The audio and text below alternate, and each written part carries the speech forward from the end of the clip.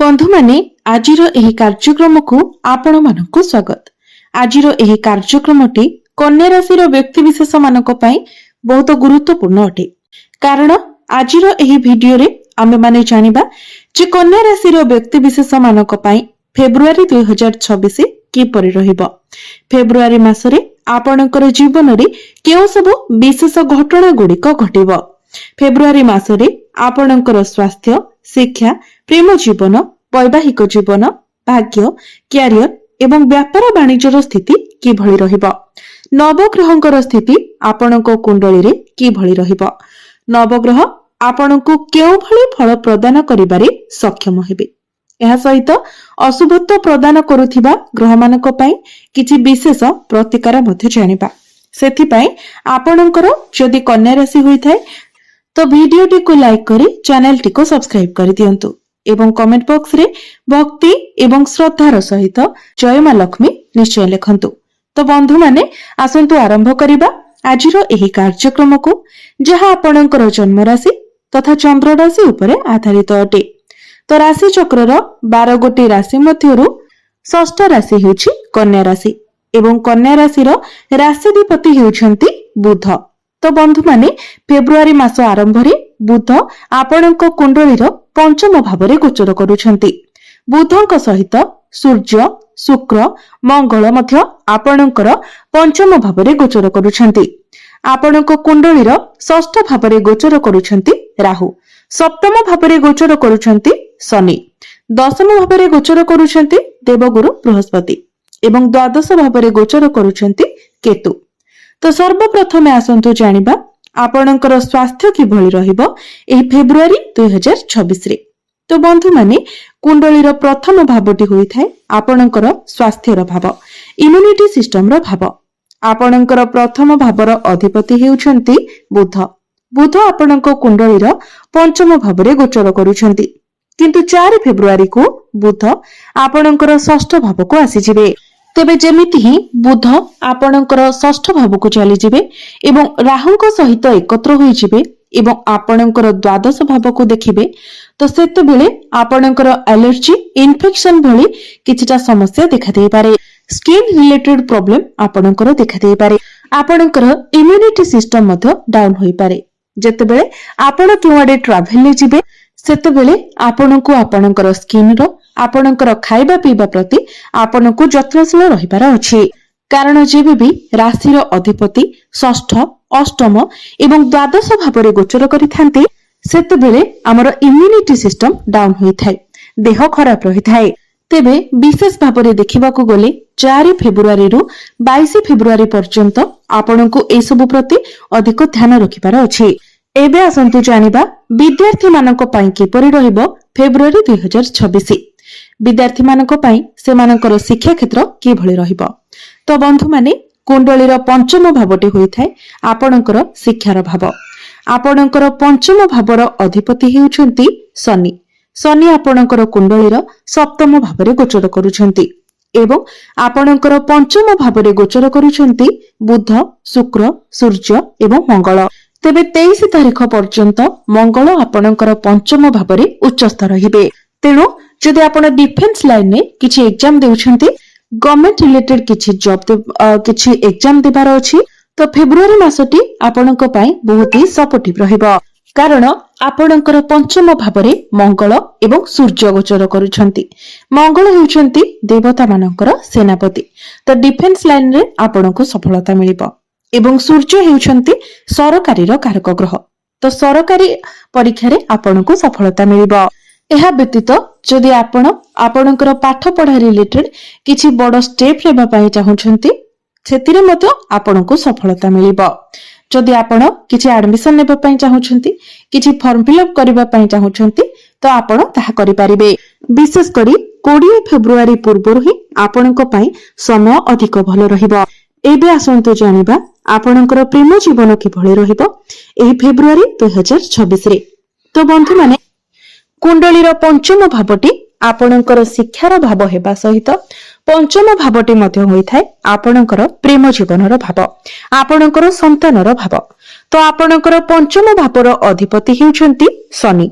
शनि आपणक कुंडलीर सप्तम भाव गोचर करुछन्ति।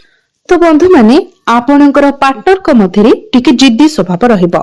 से छोट छोट कथा को नेकी जिद करिवे। एहा व्यतीत जेहेतु आपणकर पंचम भाव सूर्य एवं मंगल गोचर करुछन्ति तेणु तांका मध्यरे टिके एग्रेशन मध्य रहिबो। सेमिति रे कहबाकू गले आपणक मध्यरे मध्य एग्रेशन रहिबो, कारण आपणकर प्रथम भाव उपरे शनिकर दृष्टि रहुछि। तो छोट छोट कथा को नेकी आपणक मध्यरे कली झगड़ा होई पारे, मिसअंडरस्टैंडिंग होई पारे। विशेष करी 15 फेब्रुआरी पूर्वरु आपणको टिके अधिक सतर्क रहिबार अछि। एबे आसंतु जानिबा आपणकर वैवाहिक जीवन किभଳି रहिबो एही फेब्रुआरी 2026 रे। तो बंधु माने कुंडलीर सप्तम भावटी होइथाय आपणकर वैवाहिक जीवनर भाव, आपणक जीवन साथीर भाव। आपणकर सप्तम भावर अधिपति हेउछन्ति देवगुरु बृहस्पति। गुरु आपणक कुंडलीर दशम भावरे गोचर करुछन्ति। गुरुंकर दृष्टि आपणकर द्वितीय भाव, चतुर्थ भाव एवं षष्ठ भाव उपरे रहुछि। वैवाहिक जीवन तो आपणकर भल रहिबो, किंतु आपणकर जीवन साथी टिके मुड्डी नेचर रहिबे।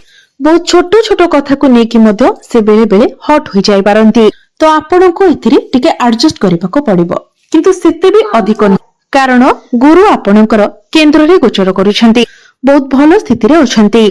गुरुंकर दृष्टि आपणकर द्वितीय भाव उपरे रहुतिबा कारणरो आपणकर बाणी रे मधुरता रहिबो, आपणकर व्यवहार बहुत भल रहिबो, जहा फल आपणकर वैवाहिक जीवन मध्य बहुत भल रहिबो। एहा व्यतीत आपणक जीवन साथींकर पर्सनल एवं प्रोफेशनल लाइफ रे मध्य ग्रोथ आसीबो।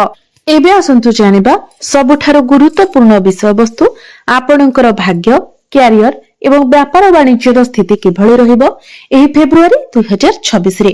तो बंधु माने कुंडलीर नवम भावटी होइथाय आपणकर भाग्यर भाव एवं दशम भावटी होइथाय कैरियर भाव। तो आपणकर नवम भावर अधिपति हेउछन्ति शुक्र। शुक्र आपणकर कुंडलीर पंचम भावरे गोचर करुछन्ति, किंतु 6 फेब्रुआरी को शुक्र आपणकर षष्ठ भाव को आसीजिबे। तेबे शुक्र जेतेबेले आपणकर षष्ठ भाव को आसीजिबे तो सेठारे राहु मध्य अछन्ति। एहा व्यतीत शुक्रंकर दृष्टि आपणकर द्वादश भाव उपरे रहिबो। तो शुक्र एठारे आपणको सेतेटा शुभ फल प्रदान करि परिबे नाही। 6 फेब्रुआरी पूर्वरु आपणकर भाग्य ठीक ठाक रहिबो, किंतु 6 फेब्रुआरी परे आपणको भाग्य रे विलंब देखा देबो। आपण जियो भी कार्य आरंभ करिवे सेथिरे बाधा विघ्न आसीबो, समस्या सृष्टि हेबो। तेनु आपण भाग्य संबंधित जदि किछि निर्णय नेबा पई चाहुछन्ति, किछि कार्य करबा पई चाहुछन्ति, जेमिति कि जदि आपण कोनोसी बड़ इन्वेस्टमेंट करबा पई चाहुछन्ति, किछि बड़ जिनिस किना किणी करबाको चाहुछन्ति, किछि बड़ कार्य आरंभ करबाको चाहुछन्ति, तो 6 फेब्रुआरी पूर्वरु आपण करिनियंतु, कारण 6 फेब्रुआरी परे आपनको एसबुरे एतेटा सफलता मिलिबो नाही एवं प्रत्येक क्षेत्र रे आपनको बाधा विघ्नर सम्मुखीन हेबाको पड़िबो। तो एबे आसंतु जानिबा आपणकर कैरियर किभଳି रहिबो एही फेब्रुआरी 2026 रे।